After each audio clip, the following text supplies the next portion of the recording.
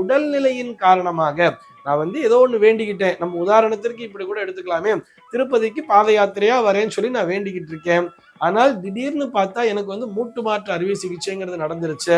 என்னால திருப்பதிக்கு பாத யாத்திரை செல்ல முடியல. என்னுடைய உடல்நிலை இந்த மாதிரி பிரச்சனை ஆயிடுச்சு. இப்ப இந்த சூழல்ல எனக்கு தெய்வ குற்றம் வருமான்னு சொன்னா நிச்சயமாக வரவே வராது. சரி, இன்னைக்கு மாத்திரமில்லை, என்னைக்குமே என்னால் அது நிறைவேற்ற முடியாம போயிடும். ஏன்னா நான் முதல்ல வேண்டிக்கிட்டேன். எப்படி நான் பாத யாத்திரையாவே வரேன்னு சொல்லி வேண்டிக் கொள்ளும் பொழுது என்னுடைய உடல்நிலை என்பது மிக நல்ல நிலையிலேயே இருந்தது, ஆரோக்கியமாக இருந்தேன். ஆனால் திடீரென்று ஏதோ ஒரு விபத்து என்பது நடந்து விட்டது. அந்த விபத்தின் மூலமாக என்னுடைய கால்கள் ரொம்ப பலவீனப்பட்டு விட்டது. ஏதோ பிளேட்லாம் வச்சிருக்கேன், எனக்கு மூட்டுலலாம் நிறைய ஜாயிண்ட்லாம் பண்ணி வச்சிருக்கா, என்னால தொலை தூரத்துக்கு நடக்கக்கூடாதுன்னு டாக்டர் கண்டிஷன் போட்டுட்டார்.